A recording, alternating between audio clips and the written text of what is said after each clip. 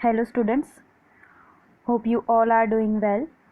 So in the previous lecture we have seen about the array in linear data structure. Now today we will see about stack in the linear data structure and its algorithms. So first of all, what stack? So a linear list which allows insertion and deletion of an element at one end only is called stack.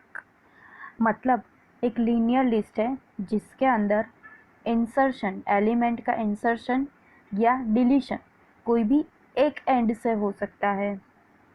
Insertion भी एक and से होगा और deletion भी एक and से होगा, तो वो उसको क्या कहेंगे हम लोग? Stack. The insertion operation is called as push and deletion operation as pop. जो भी एलिमेंट हम इंसर्शन होगा एलिमेंट का, उस इंसर्शन ऑपरेशन को कहते हैं पुश ऑपरेशन, और जो एलिमेंट्स का डिलीशन होता है उस ऑपरेशन को बोलते हैं पॉप। सो सपोज ये है स्टैक, ठीक है। सो इसमें इंसर्शन कहाँ से हुआ? एक एंड से हुआ, टॉप लेवल से, ठीक है। अभी दूसरा एलिमेंट है बी, उसका इंसर्शन कहाँ से हुआ? स्टैक के टॉप लेवल से, ठीक है। अभी आया तीसरा एलिमेंट, वो भी इंसर्ट हुआ टॉप लेवल से। अभी ये डिलीट होगा। ये जो ऑपरेशन हुआ आगे वो कौन सा हुआ? पुश ऑपरेशन, ठीक है। अभी ये एलिमेंट डिलीट हुआ, फिर ये ए वाला एलिमेंट भी डिलीट हुआ, तो ये कौन सा ऑपरेशन हुआ? पॉप ऑपरेशन, तो ठीक है। सो यहाँ पे ये जो है वो टॉप लेवल है स्टैक का। So the most accessible elements in stack is known as top. जहाँ से हम एक्सेस कर सकते हैं, एलिमेंट डिलीट कर सकते हैं, इंसर्ट कर सकते हैं, जो जो मोस्ट एक्सेसिबल एलिमेंट्स होते हैं स्टैक के, उसको क्या बोलते हैं? टॉप बोलते हैं, टॉप लेवल एलिमेंट। अभी इंसर्शन कहाँ से होगा? टॉप से, ठीक है। डिलीशन भी कहाँ से होगा? टॉप लेवल से, ठीक है। So the elements can only be removed in the opposite orders from that in which they were added to the stack। कि जहाँ से एलिमेंट्स इंसर्ट हुए हैं वहीं से वो डिलीट हो गए, ठीक है। such a linear list is referred to as a LIFO, last in first out। तो हमें पता है कि जो एलिमेंट लास्ट में ऐड हुआ होगा वो टॉप में ही हुआ होगा, ठीक है। और जो एलिमेंट डिलीट होगा वो भी टॉप से ही डिलीट होगा, तो वो वहाँ पे उसकी पोजीशन भी तभी फर्स्ट ही होगी, ठीक है। तो वो फर्स्ट आउट होगा। So linear list is referred as a last in first out list. So a pointer top keeps track of the top element in the stack। जो टॉप लेवल का पॉइंटर होता है वो top element means top level पे जो भी element stack के अंदर होता है उसका वो रिकॉर्ड रखता है। So when the stack is empty, top has a value of 0। Means stack is empty means stack के अंदर अभी कोई भी एलिमेंट्स अवेलेबल नहीं है। सो कोई एलिमेंट्स ही नहीं है तो वो उसका जो टॉप लेवल है वो उसकी इनिशियली वैल्यू अभी 0 ही होगी, ठीक है। So each time a new element is inserted in the stack, the pointer is incremented by 1 before the element is placed on the stack. जब भी कोई नया एलिमेंट इंसर्ट होता है सो पॉइंटर अपने आप ही इंक्रीमेंट बाय 1 हो जाता है। उससे पहले कोई एलिमेंट इंसर्ट होने से पहले वो पॉइंटर है वो इंक्रीमेंट हो जाता है 1 से। So the pointer is decremented by 1 each time a deletion is made from the stack। अगर स्टैक में से कोई एलिमेंट डिलीट होता है तो वो पॉइंटर अपने आप ही डिक्रीमेंट हो जाता है 1 से। So now these are the applications of the stack।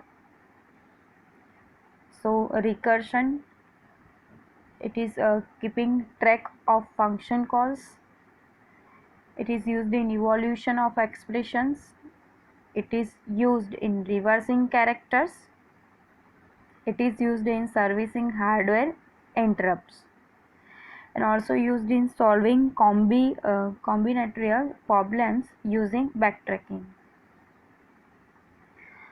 So अभी ये एक algorithm है पुश, ये है पुश ऑपरेशन। तो हम अभी देखेंगे पुश ऑपरेशन की प्रोसीजर देखेंगे यहाँ पे। So the procedure inserts an element x to the top of the stack. So इस प्रोसीजर में क्या होता है ये पुश ऑपरेशन में कि कोई एक एलिमेंट है x नाम का, वो स्टैक के टॉप लेवल पे यानी कि टॉप पे इंसर्ट होगा। स्टैक रिप्रेजेंट कैसे होता है? Bye vector s। सो जो वेक्टर s है वो क्या है? स्टैक है। विच कंटेनिंग n एलिमेंट्स, उसके अंदर n एलिमेंट्स यानी कि n नंबर ऑफ एलिमेंट्स हो सकते हैं। So pointer top represents the top element in the stack. जो पॉइंटर है वो क्या रिप्रेजेंट करेगा?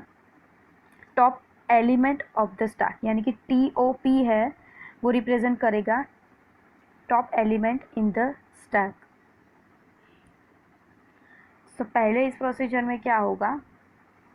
पहले कंडीशन चेक होगी कि stack, check for stack overflow. Overflow means stack भरा हुआ है कि नहीं। If top is greater than equal to n, यानी कि कोई भी एलिमेंट्स अभी टॉप लेवल के अंदर नहीं है, तो क्या होगा? वो रिटर्न करेगा स्टैक ओवरफ्लो। ठीक है, कि स्टैक अभी सॉरी यहाँ पे क्या होगा? वो चेक करेगा कि कितने एलिमेंट्स अंदर है। अगर कोई एलिमेंट्स अंदर हुए तो वो क्या रिटर्न करेगा? स्टैक ओवरफ्लो, यानी कि अभी स्टैक भरा हुआ है, कोई भी एलिमेंट्स अंदर जा नहीं सकता। ऐसा कि नंबर ऑफ एलिमेंट्स चेक करेगा कि अगर 3 एलिमेंट्स है, ठीक है, तो चौथा एलिमेंट कोई अंदर जा नहीं सकता। फिर अभी क्या होगा? अगर स्टैक एम्प्टी है, अगर उसके अंदर कुछ भी नहीं है, तो क्या होगा? पुश ऑपरेशन परफॉर्म होगा। तो वो उसमें क्या होगा? हमने जैसे आगे देखा इंक्रीमेंट टॉप, यानी कि जो पॉइंटर है वो इंक्रीमेंट हो जाएगा 1 से, यानी कि टॉप प्लस 1।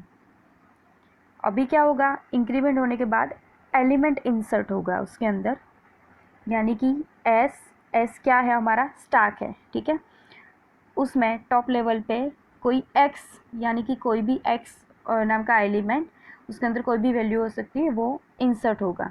ठीक है, और ये पूरी ऑपरेशन फिनिश हो जाएगा और हमको वैल्यू रिटर्न होगी।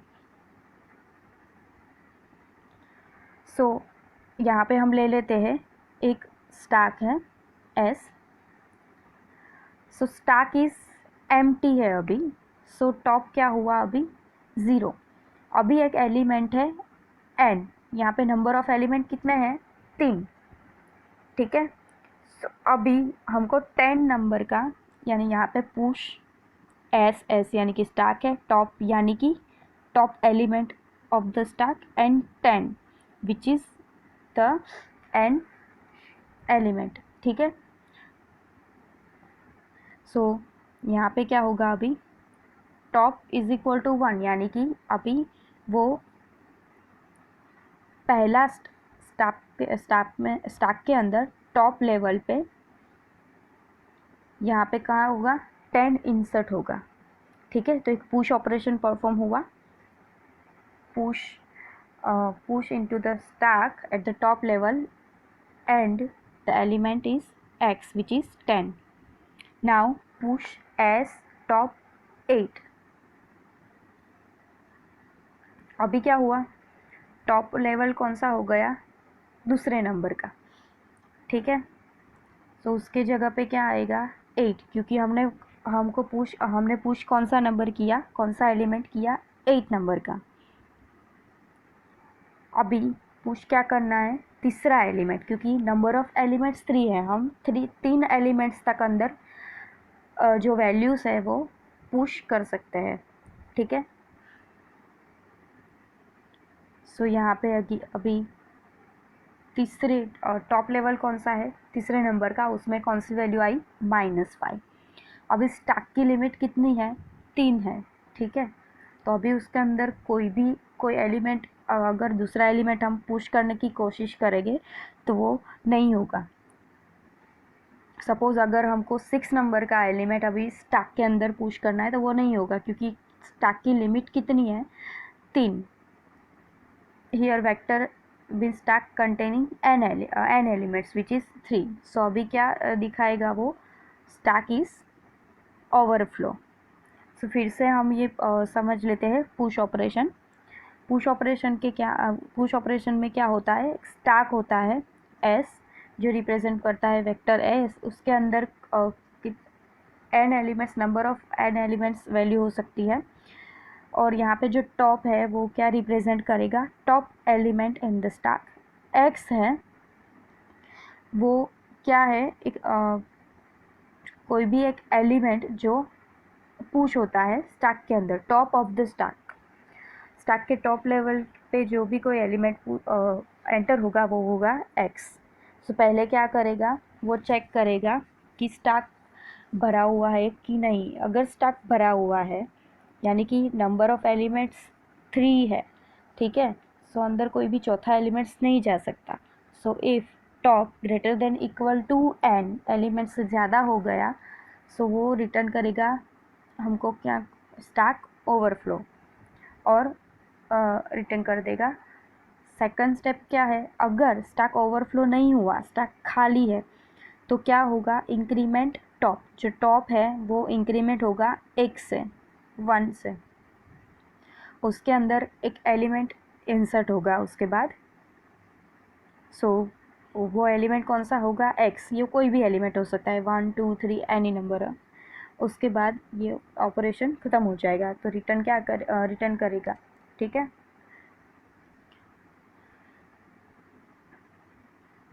सो यहाँ पे हमने जैसे एग्जांपल में देखा कि पहले जो 10 लेवल स्टैक खाली था यानी कि टॉप 0 था,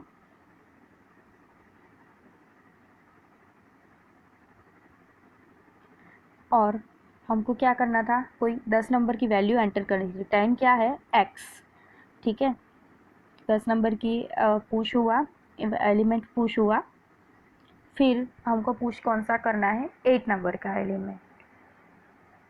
सो अभी टॉप लेवल कौन सा हो गया, दूसरे नंबर का, और दूसरे नंबर पे कौन सा एलिमेंट आएगा, 8 नंबर का, ठीक है। अभी टॉप लेवल कौन सा हो गया, 3। उसके अंदर कौन सा एलिमेंट हमको इंसर्ट करना है, नंबर 5, -5, तो हमने -5 इंसर्ट कर दिया। अभी नंबर ऑफ एलिमेंट 3 है, सो अगर कोई चौथा एलिमेंट पुश करने की कोशिश करेंगे, इंसर्ट करने की कोशिश करेंगे, तो वो क्या हो जाएगा, ओवरफ्लो हो जाएगा। Now next is pop operation. So this function removes and returns the top element from the stack। हमने आगे देखा कि पॉप ऑपरेशन में क्या होता है कि जो भी टॉप एलिमेंट होता है स्टैक का वो डिलीट होता है, तो वो डिलीशन ऑपरेशन को क्या बोलते हैं, pop. Stack is represented by a vector S containing n elements. आगे हमने जैसे देखा कि स्टैक एस है, उसके अंदर n एलिमेंट्स हो सकते हैं। So a pointer top represents the top element in the stack. So first ये क्या करेगा, check for stack underflow।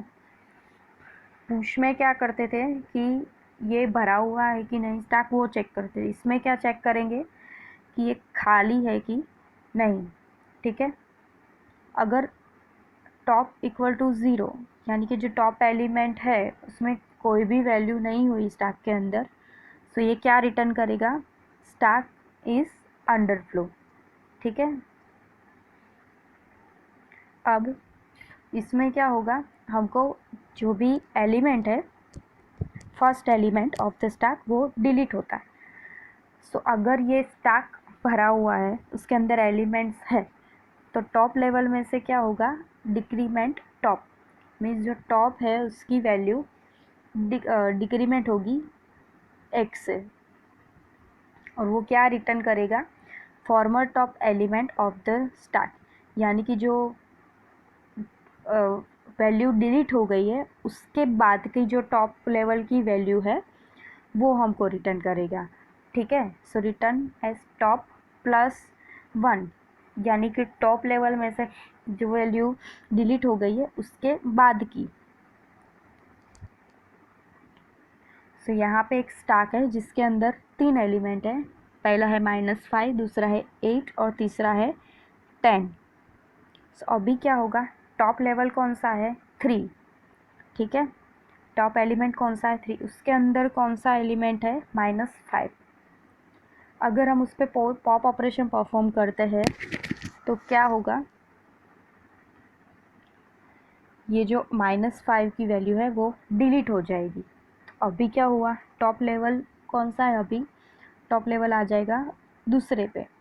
ठीक है, क्योंकि पहला उसका जो टॉप 1 लेवल पे एलिमेंट हो था वो डिलीट हो गया, तो उसके बाद क्या आया, टॉप 2, उसमें कौन सी वैल्यू है, 8। अगर उसमें हम पॉप ऑपरेशन परफॉर्म करते हैं तो क्या होगा, टॉप लेवल कौन सा आ जाएगा, 10 और 8 डिलीट हो गया। सो अभी बचा कौन सा, 10 और जो top element in the stack वो कितना बचा, 1। ठीक है, अभी हम फिर से इसमें पॉप ऑपरेशन परफॉर्म करते हैं तो क्या होगा, 10 डिलीट हो गया जो कि टॉप 1 पे था, पहले टॉप एलिमेंट फर्स्ट था। अभी क्या बचा, 0, क्योंकि स्टैक के अंदर कोई भी वैल्यू नहीं है। तो अभी उस पर फिर से हम पॉप ऑपरेशन परफॉर्म करेंगे तो वो क्या दिखाएगा कि स्टैक इज़ अंडरफ्लो, यानी कि अभी स्टैक के अंदर कोई भी वैल्यू नहीं है। सो हम फिर से एक बार समझ लेते हैं, पॉप ऑपरेशन में क्या होता है कि जो टॉप लेवल का एलिमेंट डिलीट होता है उसको कौन सा ऑपरेशन बोलते हैं, पॉप ऑपरेशन। ठीक है, इसमें स्टैक एस होता है, उसके अंदर नंबर ऑफ एलिमेंट्स एन होते हैं, यानी कि कितने भी स्टैक के अंदर एलिमेंट्स हो सकते हैं, उसकी लिमिट हो सकती है।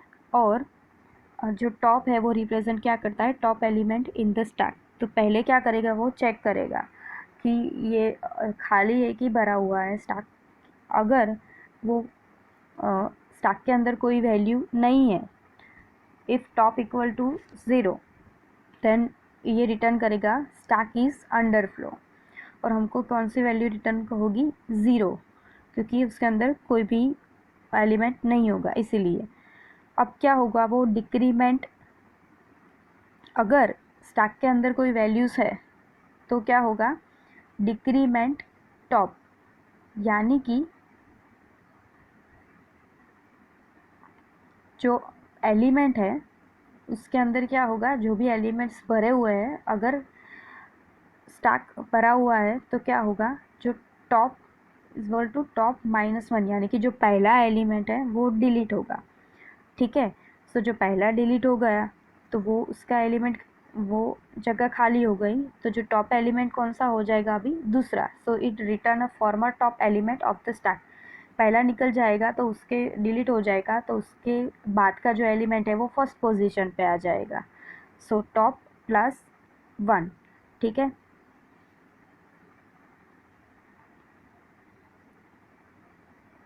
सो यहाँ पे हम फिर से देख लेते हैं कि क्या होगा, कि यहाँ पे अभी टॉप 3 पोजीशन में, यानी कि पहली पोजीशन में कौन है, -5।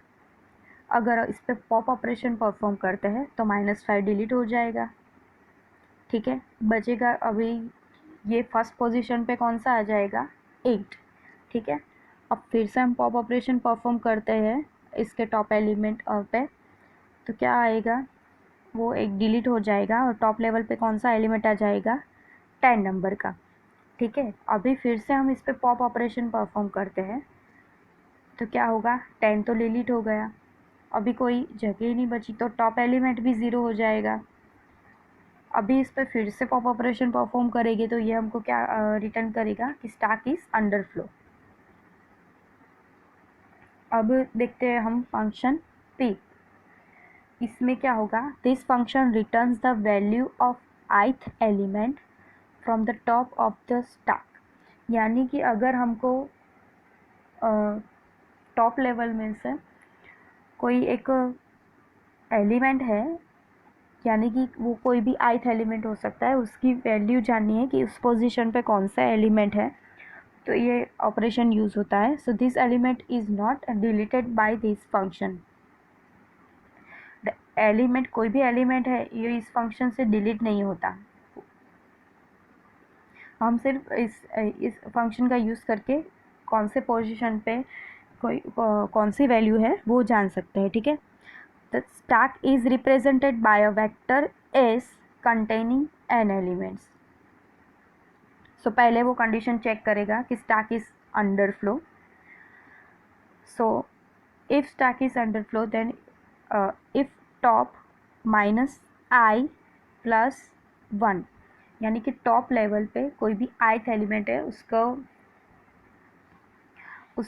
उसको हम माइनस करेंगे और इंक्रीमेंट करेंगे बाय +1 से. अगर वो वैल्यू हमको लेस देन इक्वल टू 0 मिली तो ये क्या होगा, स्टैक अंडर फ्लो होगा. तो हमको रिटर्न क्या करेगा, वो 0. और अगर ये स्टैक अंडर फ्लो नहीं हुआ तो क्या होगा, return ith element from top of the stack. हमको टॉप लेवल में से हमको जो एलिमेंट चाहिए आई की, वो वैल्यू हमको रिटर्न करेगा. सपोज हमको कोई तीसरा नंबर का एलिमेंट है उसकी वैल्यू चाहिए. हमको जाननी है कि वो तीसरे लेवल पे कौन सा एलिमेंट है, कौन सी वैल्यू है. तो क्या करेंगे, टॉप लेवल में से आई की वैल्यू, यानी कि हमको तीसरे नंबर पर कौन सी वैल्यू है वो जाननी है. तो टॉप लेवल -1 + 1 ऐसे. सो हम फॉर एग्जांपल यहाँ पे कौन सा है टॉप एलिमेंट, कौन सा है यहाँ पे 3 है. ठीक है. उसकी वैल्यू कौन सी है, -5. अगर मुझको क्या जानना है कि हम यहाँ पे ऑपरेशन परफॉर्म करते हैं. पीप एस टॉप 2. एस क्या है, स्टैक है, टॉप है, ये टॉप लेवल रिप्रेजेंट करता है स्टैक का, और 2 क्या है, वो है ith एलिमेंट. ठीक है. तो हमने ये ऑपरेशन परफॉर्म किया यहाँ पे, पीप ऑपरेशन.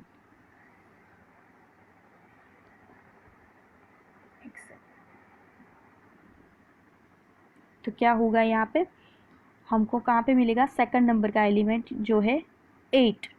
ठीक है. क्योंकि हमको कहाँ पे कौन सा जानना है, दूसरे नंबर पे कौन सा एलिमेंट है वो.